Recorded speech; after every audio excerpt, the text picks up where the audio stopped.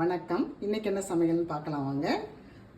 எப்பயும் போல் தூயமல்லி அரிசி, ரொம்ப நாள் கழித்து தூயமல்லி அரிசி சொல்கிறேன். எப்பயும் போல் தூயமல்லி அரிசி, அது ஒரு 2 கரண்டி தட்டில் போட்டுக்கலாம். போட்டுக்கோங்க. அடுத்து இன்றைக்கி காளா மீன் குழம்புங்க. ரொம்ப சூப்பராக வச்சுருக்கேங்க. ஒரே ஒரு மீன் தான் வாங்கினோம். தலையும் வாலும் போட்டு குழம்பு வச்சுட்டு கொஞ்சம் மாங்காய் போட்டு மீதியை ஃப்ரை பண்ணிட்டோங்க. காளா மீன் குழம்பு அதில் கொஞ்சம் எடுத்துக்கலாம். சூப்பராக இருக்குது, ரொம்ப ஜம்முன்னு இருக்குது. காளா மீன் குழம்பு அதை கொஞ்சம் வச்சுக்கலாம். அடுத்து முருங்கைக்காவும் அவரைக்காவும் போட்டு, முருங்கைக்காய் அவரைக்காய் வேர்க்கடலை போட்டு ஒரு பொரியல். ஏன்னா நான் மீன் குழம்பு சாப்பிட மாட்டேன் இல்லைங்களா, அதனால் எனக்காக இந்த பொரியல் கொஞ்சம், அது ஒரு கிண்ணத்தில் கொஞ்சம் எடுத்துக்கலாம். ரொம்ப ரொம்ப அருமையாக இருக்குங்க. பச்சை வேர்க்கடலை, அவரைக்காய், முருங்கைக்காய் இது மட்டும் போட்டு செய்தது.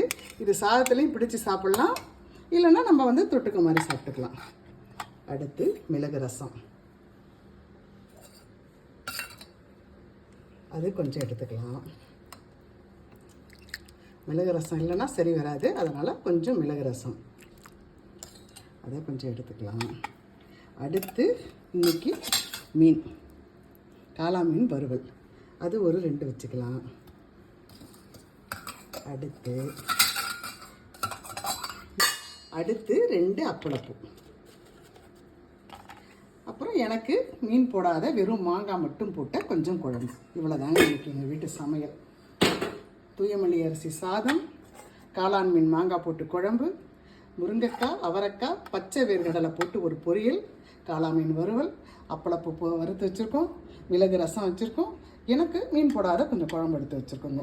பிடிச்சிருந்தால் லைக் பண்ணுங்கள், ஷேர் பண்ணுங்கள், கமெண்ட் பண்ணுங்கள். நன்றி. நான் செய்கிற சமையலில், நான் போடுற ரெசிப்பியில் உங்களுக்கு ஏதாவது பிடிச்சிருந்தா நீங்கள் செய்முறை விளக்கம் கேட்டிங்கன்னா நான் உங்களுக்கு பதிவேற்றம் செய்கிறேம்மா. நன்றிம்மா.